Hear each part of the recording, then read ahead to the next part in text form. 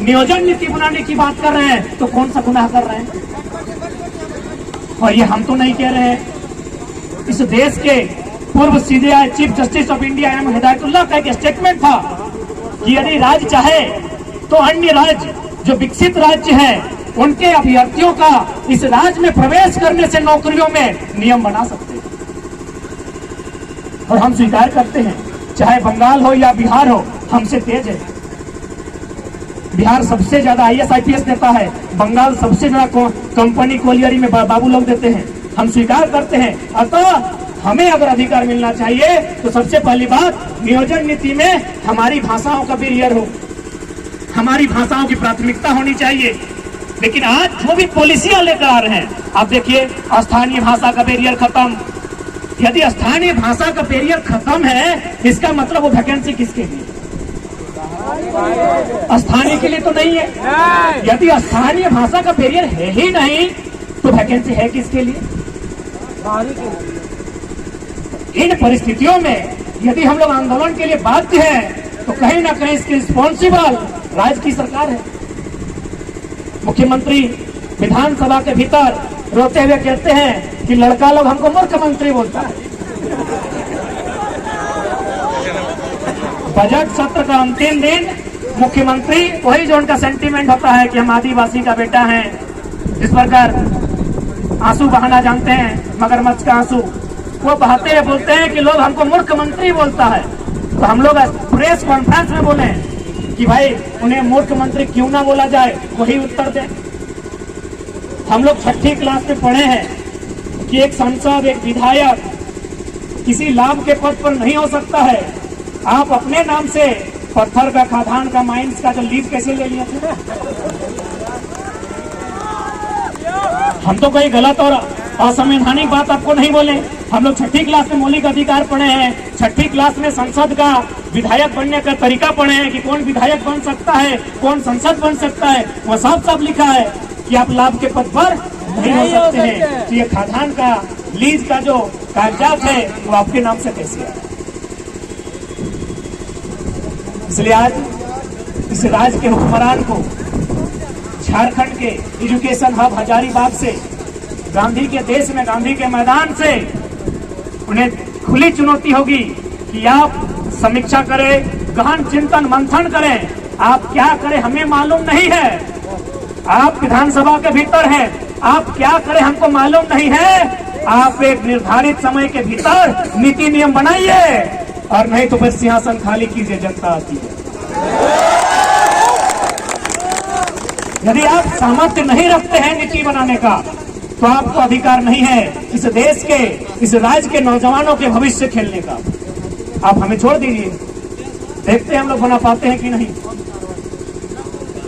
इसलिए आज लोकतंत्र के चौथे स्तंभ के माध्यम से मीडिया बंधुगण आए हैं, उनके माध्यम से राज्य सरकार और राजभवन तक संदेश देना चाहेंगे कि यदि वास्तव में आप लोग संविधान का अनुपालन करते हैं, अनुसरण करते हैं, तो झारखंड बना किस उद्देश्य के साथ है, झारखंड का गठन क्यों किया गया है, उस उद्देश्य की पूर्ति के लिए, इस राज्य के हितार्थ के लिए, इस राज्य के युवाओं के लिए, सुरक्षार्थ के लिए नियोजन नीति और स्थानीय नीति 15 दिन के भीतर बनाइए। यदि आप नीति नहीं बनाते हैं तो अच्छा कहिए या बुरा कहिए, वैसे भी अब क्या फर्क पड़ता है। यदि आपकी रांची की विधानसभा में नीतियां नहीं बनेंगी तो सादे कागज में लिख के ले लीजिए, हम लोग 2024 में जुमरा की पहाड़ में सरकार बने।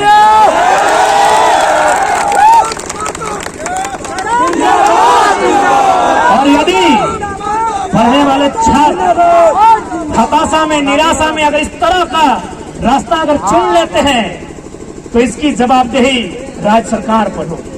इसकी जवाबदेही हमारे जो कायदे कानून को संचालन करने वाले, विधि व्यवस्था को सुचारू रूप से संचालन करने वाले लोगों के ऊपर होगी कि आपने इस राज्य को कहां धकेला। आज पढ़ने वाले नौजवान अगर इस तरह की भाषा का प्रयोग करते हैं, जिन्हें पढ़ना चाहिए था, आज वे इनकलाब करने आए हैं। ये गांधी मैदान जो शांति प्रेम का संदेश देता है, जो युवाओं को प्रेम करने के लिए आकर्षित करता है, वो प्रेम करके छोड़ के इनकलाब कर रहे हैं। यानी स्पष्ट है यह राज बहुत बड़े संकट में। इस संकट का निवारण आज हमें और आपको करना होगा। यदि आज हम लोग इस संकट का निवारण नहीं करते हैं तो आने वाले दिनों में इस राज्य में ऐसी ऐसी पॉलिसियां बनेंगी जिस राज्य से हमें बाहर कर दिया जाए। और ये कानून क्या उनका जिम्मा हमने लेके रखा है? आप देखिए, अब थोड़ा सा हम प्राइवेट सेक्टर में जाते हैं या फिर थोड़ा सा हम लोग खनन नीति पर जाते हैं।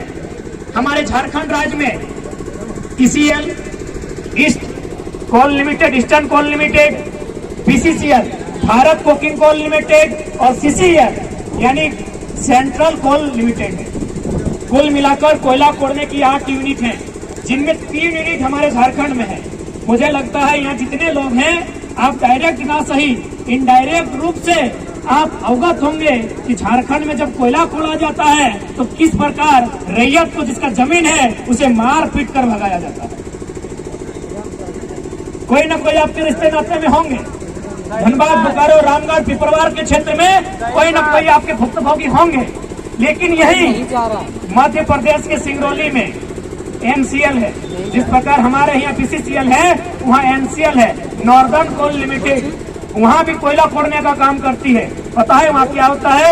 सबसे पहले कंपनी अपना डाटा बनाती है कि जो खनन होगा वो कितने बड़े क्षेत्र में होगा, और फिर वहाँ जाके क्या करती है, जो भी लोग विस्थापित होंगे, विस्थापन होने से पहले उनको घर बना के देती। इसी देश में, इसी भारत में एनसीएल ये कार्य करती है और बीसीसीएल बुलडोजर लगा के हमारा घर तोड़ देती है। इसी देश में नागपुर में WCL है, वेस्टर्न कोल लिमिटेड, वहां भी इन्हीं कानूनों को, इन्हीं नियमों का अनुपालन किया जाता है कि यदि कोई विस्थापित होने वाला है तो पहले चिन्हित किया जाता है, डाटा कलेक्ट किया जाता है, फिर उसमें एस्टिमेट दिया जाता है और समय के भीतर उसको घर बना के दिया जाता है। लेकिन आइए झारखंड चले जाइए, दामोदर नदी के किनारे किनारे जहाँ जहाँ कोयला खदान है, 1951 में, कहीं 1962 में, कहीं 1972 में जमीन लिया गया है। आज भी लोग धक्का खा रहा है, आज भी लोग कोर्ट का चक्कर काट रहा है।